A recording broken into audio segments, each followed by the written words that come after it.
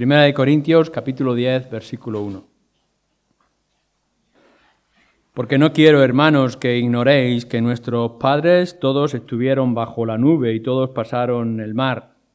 Y todos en Moisés fueron bautizados en la nube y en el mar, y todos comieron el mismo alimento espiritual, y todos bebieron la misma bebida espiritual, porque bebían de la roca espiritual que los seguía, y la roca era Cristo. Pero de los más de ellos no se agradó Dios, por lo cual quedaron postrados en el desierto. Mas estas cosas sucedieron como ejemplos para nosotros, para que no codiciemos cosas malas como ellos codiciaron, ni seáis idólatras como algunos de ellos, según está escrito. Se sentó el pueblo a comer y a beber y se levantó a jugar. Ni forniquemos como algunos de ellos fornicaron y cayeron en un día 23,000. Ni tentemos al Señor como también algunos de ellos le tentaron y perecieron por las serpientes. Ni murmuréis como algunos de ellos murmuraron y perecieron por el destructor.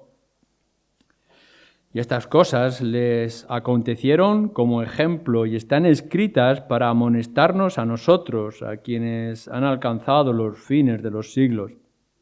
Así que el que piensa estar firme, mire que no caiga. No os ha sobrevenido ninguna tentación que no sea humana, pero fiel es Dios, que no os dejará ser tentados más de lo que podáis resistir, sino que dará también juntamente con la tentación la salida para que podáis soportar. Por tanto, amados míos, huid de la idolatría. Como a sensatos os hablo, juzgar vosotros lo que digo. La copa de bendición que bendecimos no es la comunión de la sangre de Cristo. El pan que partimos no es la comunión del cuerpo de Cristo. Siendo uno solo el pan, nosotros con ser muchos somos un cuerpo, pues todos participamos de aquel mismo pan. Mirad a Israel según la carne. Los que comen de los sacrificios no son partícipes del altar. ¿Qué digo pues? ¿Que el ídolo es algo o que sea algo lo que se sacrifica a los ídolos? Antes digo que los gentiles sacrifican, a los demonios los sacrifican y no a Dios. Y no quiero que vosotros os hagáis partícipes con los demonios. No podéis beber la copa del Señor y la copa de los demonios. No podéis participar de la mesa del Señor y de la mesa de los demonios. ¿O provocaremos a celos al Señor? ¿Somos más fuertes que Él? El apóstol Juan, en su final de la carta, Primera de Juan, capítulo 5, versículo 21, termina con esta sentencia. Hijitos, guardaos de los ídolos. Amén. Y tiene que sorprendernos cuando nos acercamos a todo lo que es la carta y todo lo que está manifestando, las veces que repite acerca del amor, o que nos repite de nuestro conocimiento que tenemos del Señor, etcétera, la constancia que tiene Juan en traernos algunos principios y algunas lecciones, y que después, como una coletilla, como para terminar de una manera contundente, en lugar de volver a algo que ya ha dicho o hacer una especie de aplicación de los mensajes, etcétera, termina con esto que parece que está fuera de lugar. Hijitos, guardaos de los ídolos. Tendremos que meditar en esta fase la razón por la que está aquí y la razón por la cual tiene que hablarnos a cada uno de nosotros. Juan está diciendo esto, lo hemos repetido muchas veces, está pensando en los cristianos.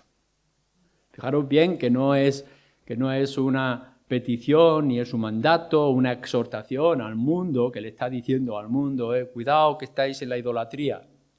Está en una ciudad como pudiera ser de Éfeso o en un contexto griego-romano y que podría hablar de los ídolos falsos que se han levantado a esos dioses griegos, romanos, egipcios, etcétera. Pero no está pensando en ese mundo pagano ni en la idolatría que mueve la cultura de su tiempo, sino que Juan está diciendo esta enseñanza a los creyentes, a los cristianos. La extensión y de la influencia de la idolatría en la sociedad es una preocupación en el mundo, pero en realidad la preocupación que Juan tiene y que deberíamos de tener nosotros en esta tarde, tú y yo, es de cómo nos contagia y cómo nos influye la idolatría o los ídolos en nuestra propia vida.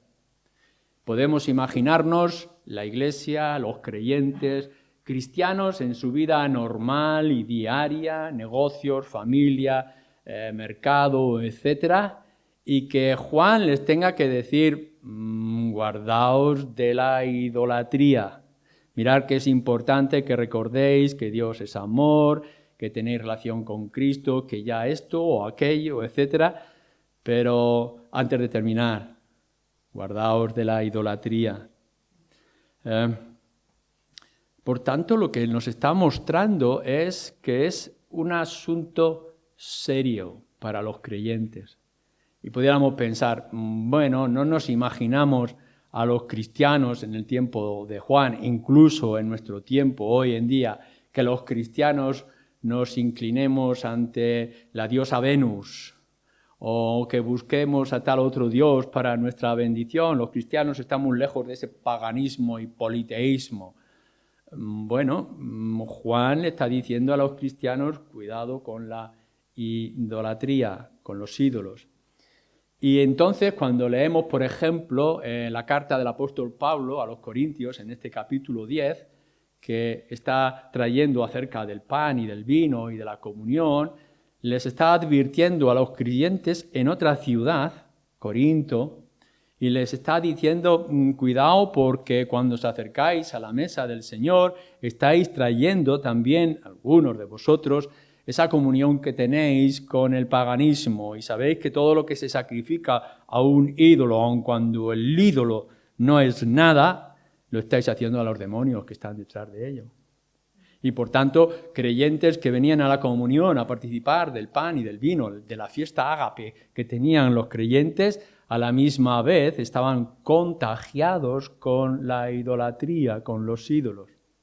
Si esta es la advertencia de Juan en Éfeso y es la advertencia de Pablo en Corinto, ¿cuál es la advertencia para nosotros aquí en Ciudad Real?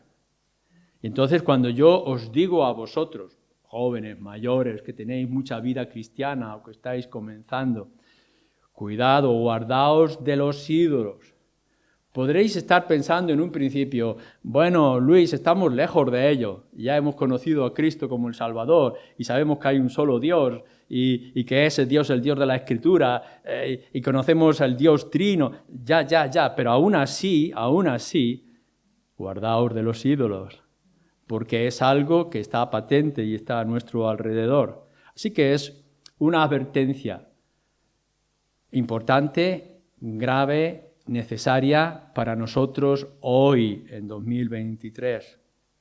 Vamos a intentar resolverlo con dos preguntas concretas con respecto a esta frase del versículo 21. ¿En qué ídolos Juan está pensando? ¿Cuáles son los ídolos que pueden afectar a los creyentes a la hora de que Juan está escribiendo esta carta? Y, por tanto, ¿qué ídolos pueden ser los que me pueden afectar y me pueden dañar, me pueden tocar, me pueden dificultar mi vida cristiana y mi relación con el Señor? Entonces, la primera idea en esta pregunta sería, o respuesta, los dioses de talla. Y enseguida vienen a vuestra mente, seguramente, los que conocéis el Antiguo Testamento, pasajes como cuando se nos refiere de los 10 mandamientos o cuando está hablando Isaías de esos ídolos falsos, coges un trozo de leña y se levanta un ídolo y el resto de la leña se echa al fuego para calentarse y lo hace con tanta ironía y podemos estar pensando que ídolos son esas representaciones que se hacen en otras religiones de los dioses falsos. Y cómo estos se nos advierte constantemente a lo largo de todo el pueblo de Israel que mientras estaban diciendo que eran siervos del Dios verdadero, de Yahvé, del Antiguo Testamento, a la misma vez se levantaban sus lugares altos y sus palos para Asteria, la reina del cielo, y de tantos otros. Bueno, entonces tenemos que pensar que los ídolos para nosotros hoy, en primer lugar, podríamos pensar son estos dioses de talla, grandioses, o meramente un trozo de madera o un palo. Y tenemos que ser serios. Cuando vemos todas esas procesiones que se hacen en fechas específicas y podemos ver esas esculturas que algunas son famosas o que pueden ser de cuerpo entero o simplemente una cara de escayola sujeta por un palo debajo de un manto de oro. Y son dioses falsos, son ídolos, son trozos de palo, de madera o de escayola. Quizá podamos pensar que es una medalla con una imagen del Cristo, de la Virgen, del Santo, del ángel o de qué sé cosa que se pueda haber inventado. Pero cuando estamos hablando de ídolos, no solamente son esos palos que se levantaban en los lugares altos o un montón de piedras para levantar un altar o una estatua magnífica de obra de arte o un mero palo de pino, puede ser también los ídolos del corazón. Y aquello que hemos guardado en nuestro propio corazón y que nos es difícil de desprendernos. Y recordamos de aquella mujer, Raquel, que salía de su casa siguiendo la promesa de Jacob para una tierra nueva, a otro lugar, y aún así tomó sus pequeños ídolos y los escondió con ella, porque es muy difícil de romper con tradiciones, historias antiguas. Y aun cuando vosotros en esta tarde podáis decir, me he convertido, he aceptado a Cristo como mi único Señor y Salvador, y sé que hay un solo Dios, ya, pero tienes que mirar a ver si todavía tienes esas pequeñas estatuas espirituales, esas ideas emocionales todavía en tu mente, en tu pasado y en tu corazón que sigues arrastrando contigo. Por tanto, cuando nos está diciendo que nos guardemos de los ídolos y de esa idolatría pagana, vale, puede ser que todavía tú tengas mucho de ello en tu corazón. La Escritura tiene que advertir varias veces, incluso cuando lo hace, por ejemplo, en Deuteronomio, y nos dice, ¿qué visteis en el desierto? ¿Qué visteis cuando yo os saqué? ¿Habéis visto a Dios? ¿Podéis hacer figura de Dios? Y los pobres, el pueblo levantaba aquel becerro de oro con sus joyas para poder representar al Dios de los cielos que nunca habían visto. Pero es que esta es la realidad que se nos presenta hoy en día. Sabemos que Dios no se le puede ver, que Dios es espíritu, y aún así con nuestra imaginación, en nuestro corazón, levantamos becerros también, ante los cuales nos inclinamos. Si lo estaba diciendo desde el principio del pueblo de Israel, nos tiene que sorprender que Deuteronomio capítulo 4, versículo 15 en adelante también esté hablando para nosotros hoy en el siglo XXI. Está hablando, por tanto, de religiones paganas y de religiones falsas. Cuando miramos, por ejemplo, en nuestra cultura y en nuestra situación y podemos ver, el cristianismo es una manada pequeña. Es un pueblo pequeño, pero alrededor nuestro hay religiones tan fantásticas y extraordinarias con sus imágenes y sus ídolos.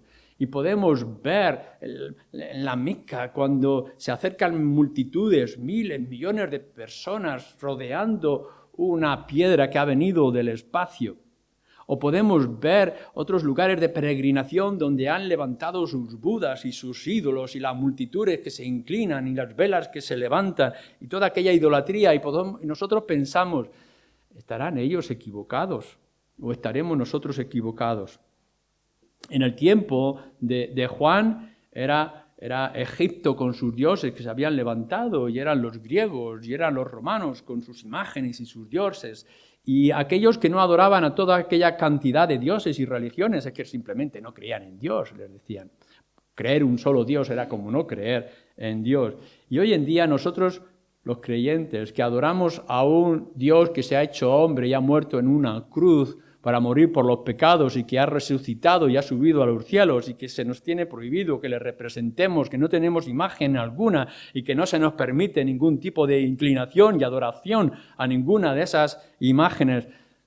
¿Es esta la religión verdadera o sencillamente tendríamos que tomar un poco de aquí o de allá?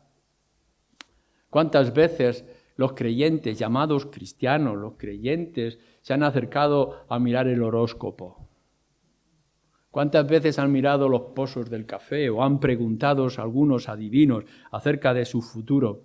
¿Cuántas veces hemos puesto nuestros ojos en las estrellas del cielo pensando que su posición tendrá alguna influencia sobre nosotros y que tendremos que esperar a hacer nuestros negocios cuando estén colocados de manera específica los planetas en el cielo? ¿No es esto magia? ¿No es esto idolatría? ¿No son estos ídolos? Constantemente lo vamos a ver en los creyentes una y otra vez, de los llamados cristianos, que todavía tienen consigo esa idolatría falsa que viene del paganismo y que se ha camuflado con engaños y con una superficialidad o difuminarse alrededor nuestro. Pero los ídolos a los cuales deberíamos de guardarnos, nos dice Juan, ¿no podrían ser también las imágenes del Dios verdadero? Hay una advertencia que se nos hace en el libro de Jeremías con respecto a la reina del cielo. Y hoy en día a María se le llama la reina del cielo. Y podemos ver las figuras de ese Cristo sangriento con su pelo largo y sus barbas y su sangre y sus huellas, las llagas en las manos, levantados en diferentes lugares, y nos sentimos todos tan sensibles y emocionados porque es la imagen de nuestro Señor Jesucristo. Pero no está esto condenado en las Escrituras.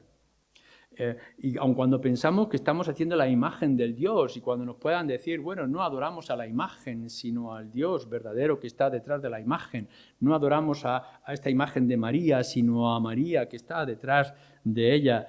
Al contrario, lo que estamos haciendo en realidad no es idolatría.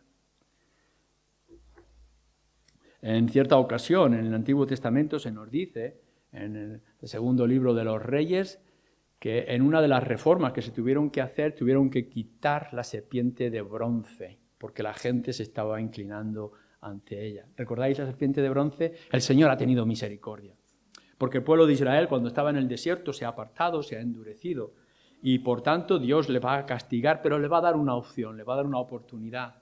Y cuando el veneno de las serpientes llegue y les alcance, lo único que deberían de hacer es mirar a una serpiente de bronce que se ha levantado en un palo, y entonces no morirán.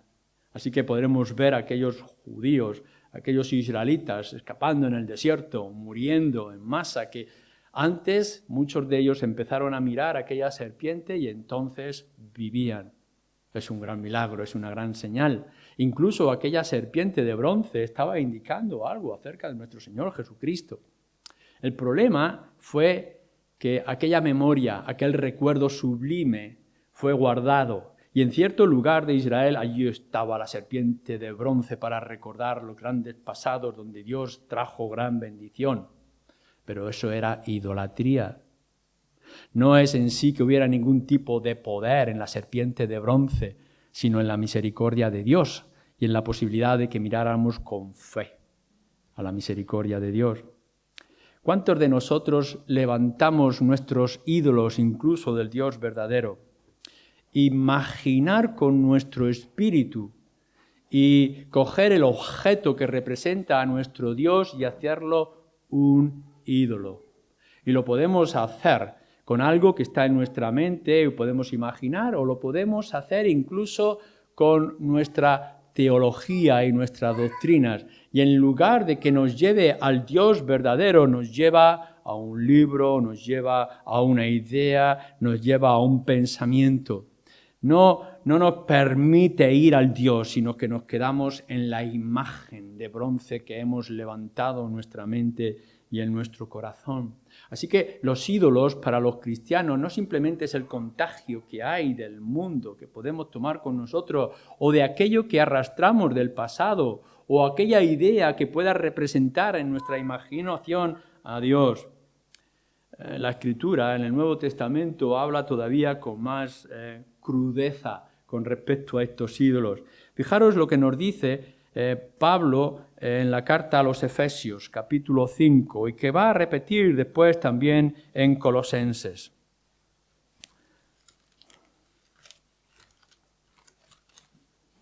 Efesios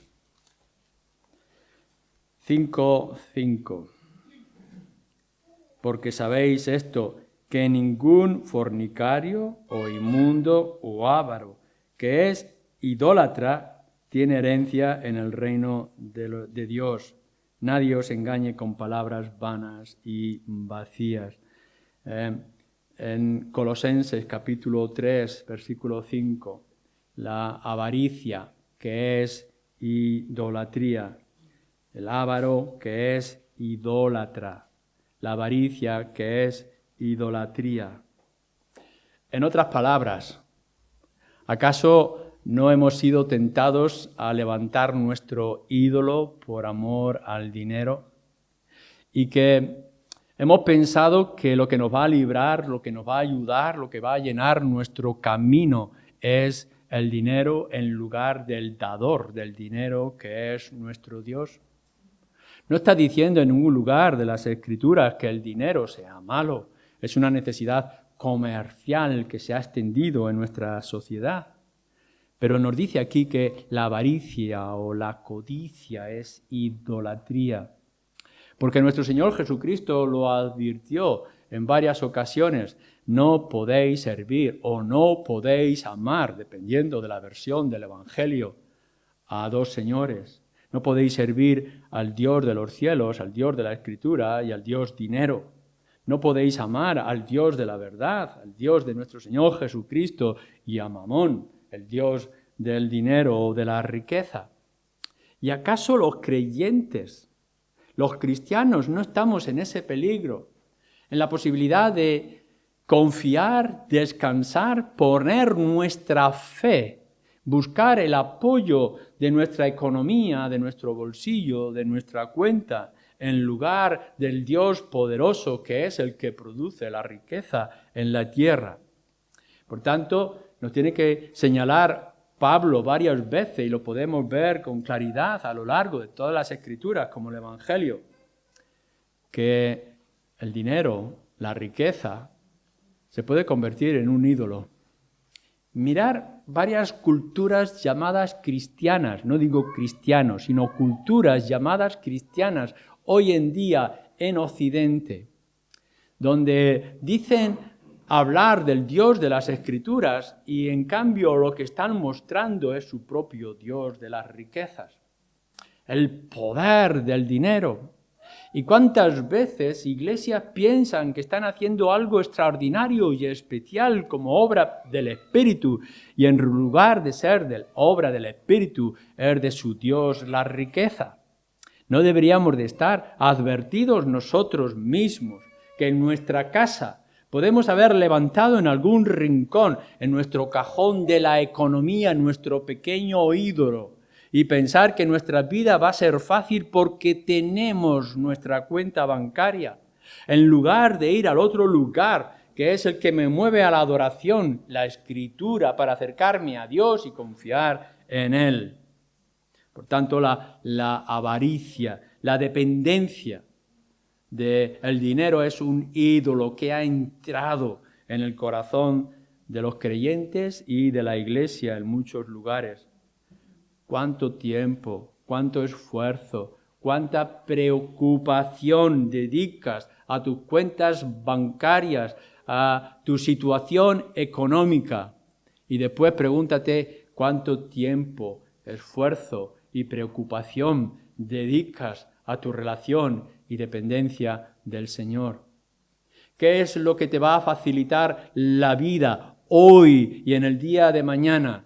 el esfuerzo de tu trabajo y el dinero que has adquirido, o que el Señor te tenga en su mano y te sostenga hasta el mismo final. Vuelvo a decir, la Escritura no condena la riqueza, pero es muy fácil para el cristiano hacer de la riqueza su palo de adoración, su ídolo. Pablo a los filipenses, en quinto lugar, nos habla de un Dios muy específico, muy peculiar. Fijaros lo que dice Pablo a los filipenses en el capítulo 3 y versículo 19.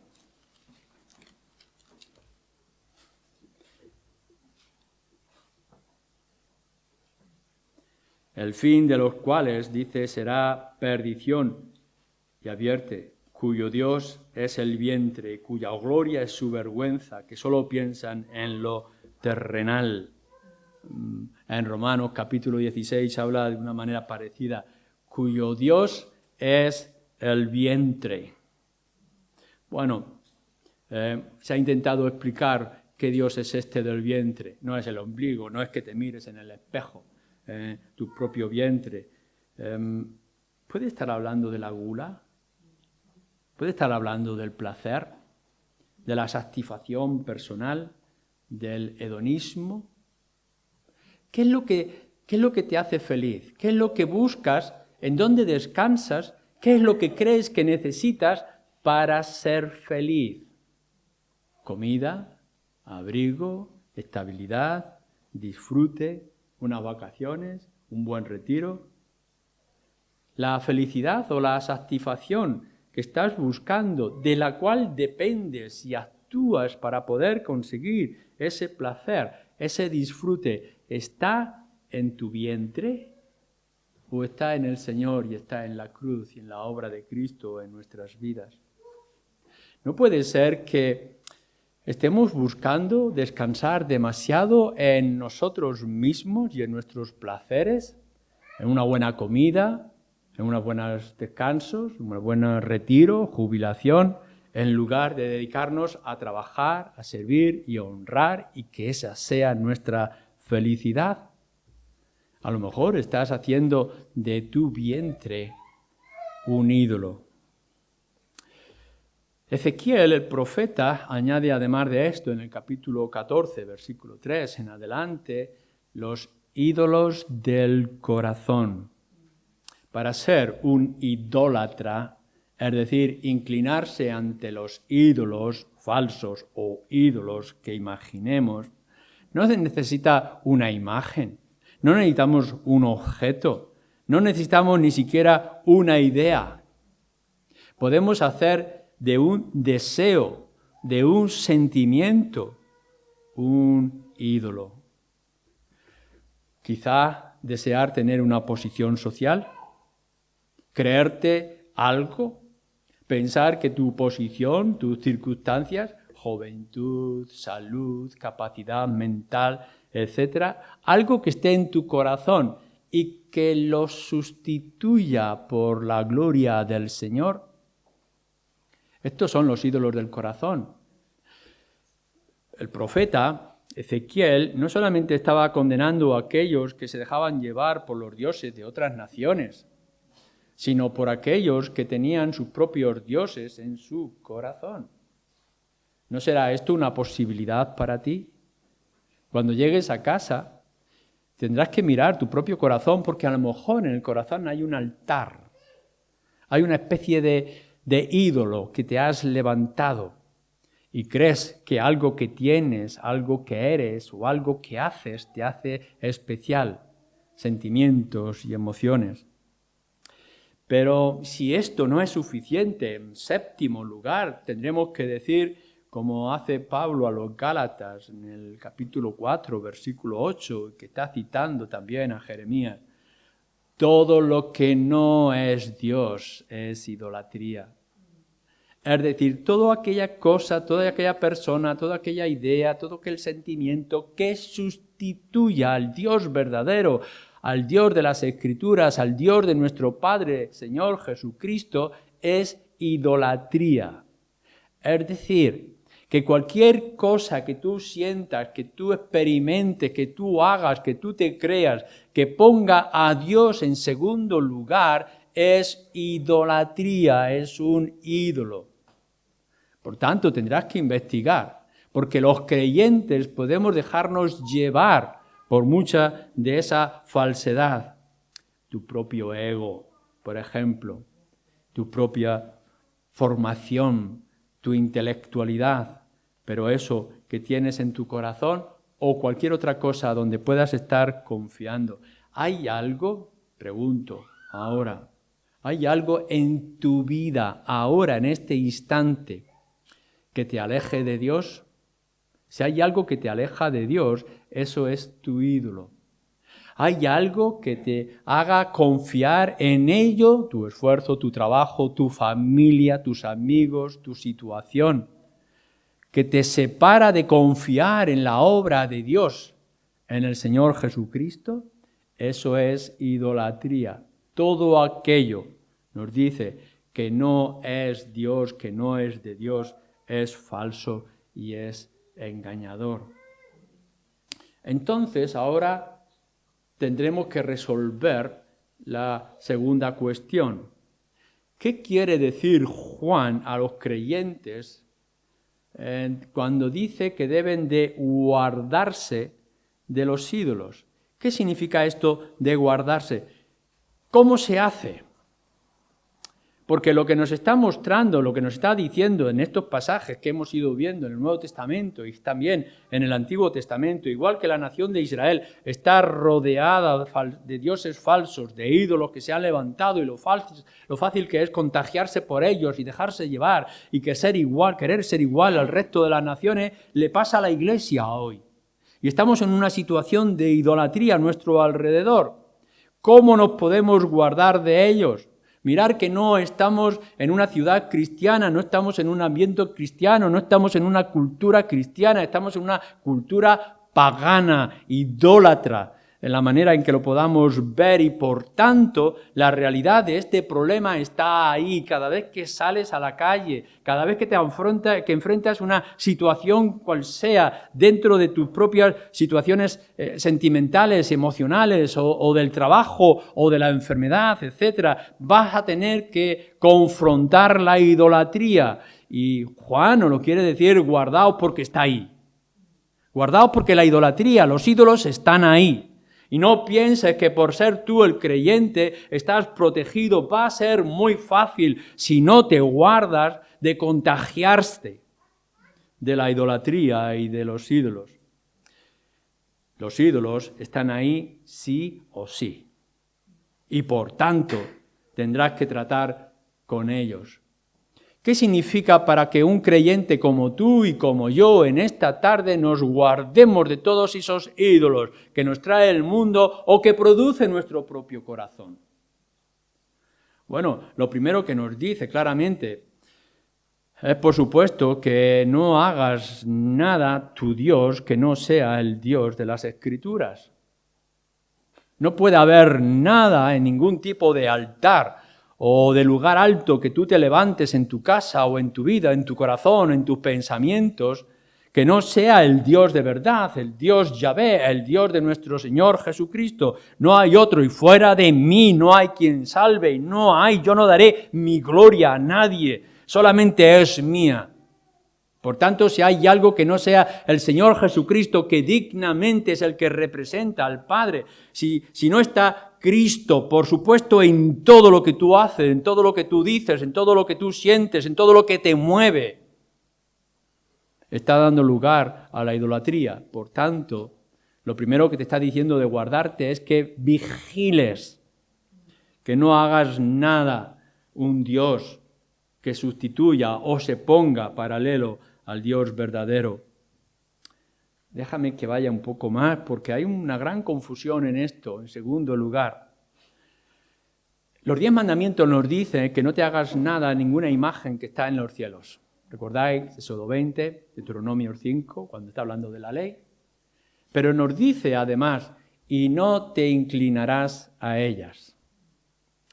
Hemos oído, vais a oír muchas veces que se nos habla de una manera fantasiosa, tendríamos que decir, de lo que es adorar y de lo que es venerar, de lo que es hiperdulía, de lo que es dulía y de esas imaginaciones teológicas que se inventan cuando dicen, bueno, adoramos al Dios verdadero, pero que está representado en esta imagen y nosotros no adoramos la imagen, aun cuando nos inclinamos a ellas. Esto es idolatría. Y los 10 mandamientos lo condenan, y la Escritura lo condena de principio a fin. Inclinarte a algo, aun cuando reconozcas públicamente y en tu corazón que no hay otro Dios sino el Dios Espíritu, pero inclinarte a algo, aun cuando tú lo quieras llamar dulía o lo quieras llamar mera veneración y no adoración, esto es idolatría.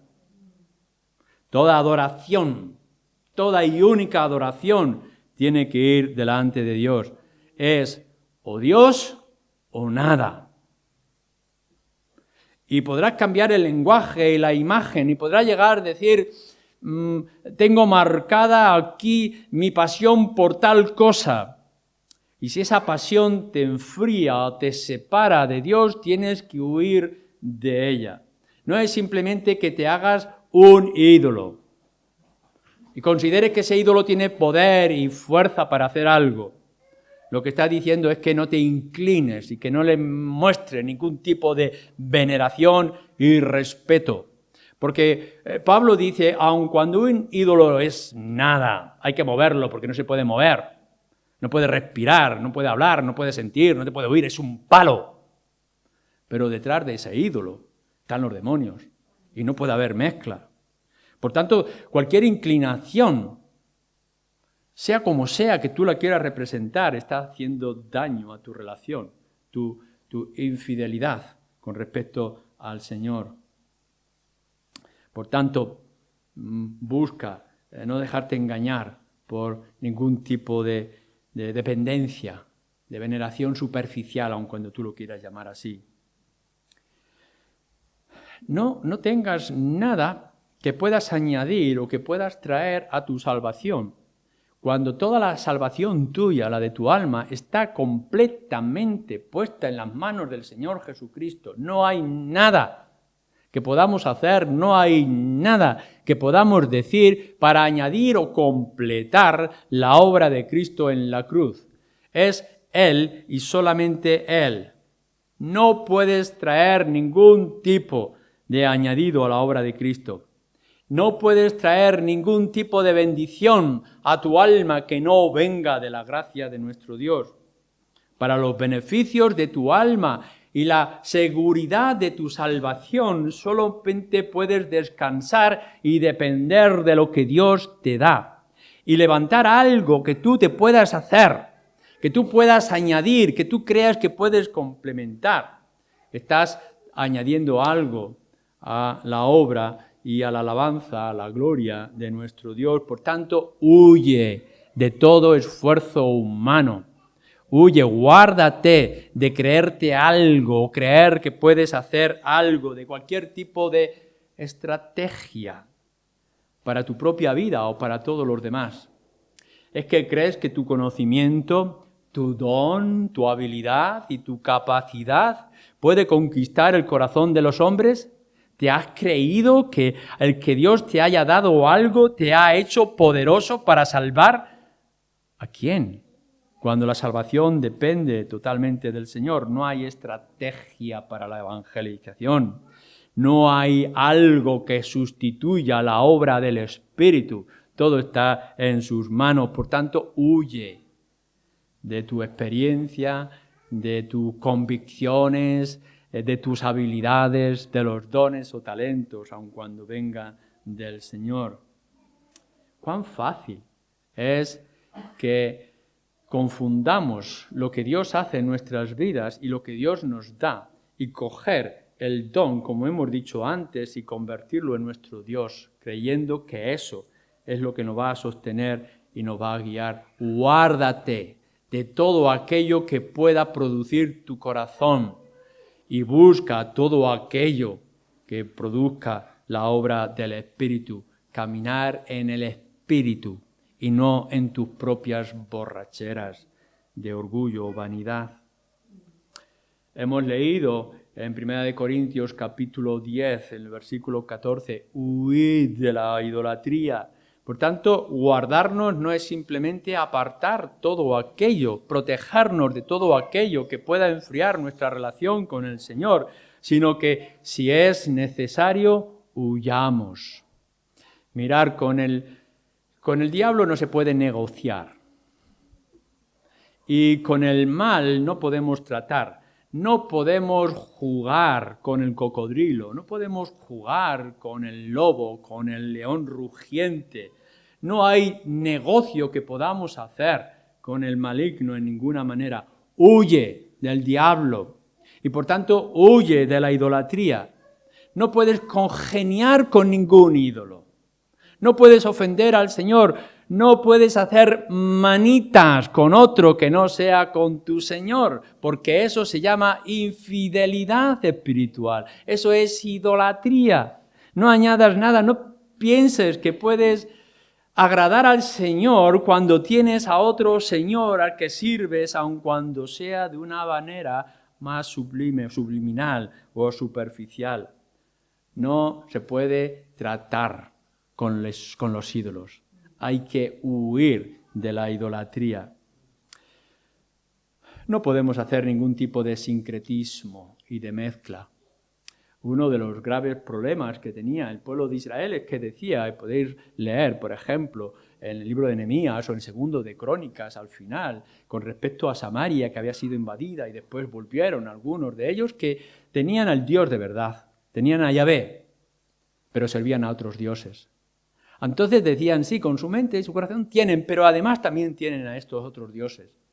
Y así se arrastró a lo largo de toda su historia que llega en los tiempos de nuestro Señor Jesucristo, que tenían en su mente y quizá tenían algo en su corazón con respecto al Dios de las Escrituras, pero que lo estaba lleno de idolatría y de dioses. No podemos tratar con estos. No puedes guardar en el cajón de tu casa o en lo profundo de tu corazón algún pequeño ídolo, porque eso va a corromper al final tu relación, tu fidelidad para con el Señor. Si en el pasado has tenido alguna historia con una mujer o con un hombre que no es el de tu matrimonio, si has tenido algún pensamiento que tú puedas considerar que es infiel, pero simplemente lo guardas en tu memoria, o lo tienes arrinconado por no saber qué cosa cuando pueda haber en el futuro porque no sabes lo que va a pasar, eso se llama infidelidad. Y estás dañando tu matrimonio y tu relación. Esto ocurre también con el Señor. Tu fidelidad, tu relación, tu amor tiene que ser sublime, completa, total. No puede haber otro. Y si estás tratando de guardar, de recordar, de memorizar, de tener tus pensamientos, si estás poniendo tu memoria en cosas antiguas de tus ídolos y de tus amantes, estás engañando y siendo infiel al Señor. No puedes congeniar, no lo puedes guardar. Lo que tienes que hacer es rasgar todo aquello, romper con todo lo que tenías, huir todo lo rápido que sea posible de estos ídolos y caer a los pies de nuestro Señor. Guardarnos de los ídolos que los creyentes nos levantamos, nos inventamos o imaginamos, nos debe deshacer estar alerta cada día. Está ahí. Y por tanto, guardarse significa estar vigilantes. La idolatría estará entrando por la imagen de tu televisor o estará entrando por las conversaciones de tus conocidos y de tus amigos. Te está influyendo para enfriar tu relación con el Señor, para neutralizar tu comunión con el Señor, para separarte de tu comunión con el Señor y para destruir tu dependencia del Señor. Y va a entrar y te va a enfriar y te va a neutralizar y te va a separar y te va a dañar.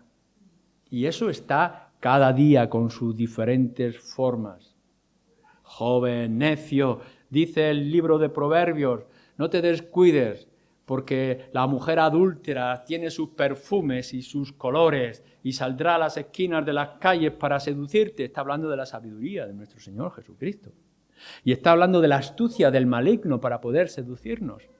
Y se lo está diciendo a todos los creyentes y no solamente a los varones, aun cuando nos pueda parecer simplemente la imagen de nuestra torpeza, dejarnos engañar por la mujer astuta. No, es que el mundo es astuto, el diablo es astuto y por tanto va a levantar los ídolos que a ti te conquisten. Y por tanto debes de estar alerta. ¿Qué es lo que va a enfriar tu amor y tu fidelidad con el Señor? ¿Qué hay en el cada día de tu vida?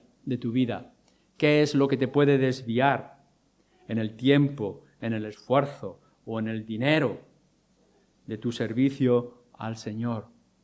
Todo el tiempo, de todas las formas, en todas tus capacidades, tus talentos que te han sido dados, tus regalos del parte del Señor, es para servirle a Él. No permitas, como ocurre con la mujer en Oseas o en Ezequiel, no permitas que tus amantes vengan y te engañen, te conquisten y todo lo que has recibido del Señor lo vendas, lo desprecies por los amantes, porque te encontrarás otra vez en el mismo estado de desesperación que se encontraba aquella mujer. Mantén firme, siempre firme, tu relación con el Señor y por tanto guárdate, huye de los ídolos y de la idolatría. Solamente en Él, solamente en Cristo hay salvación. Amén.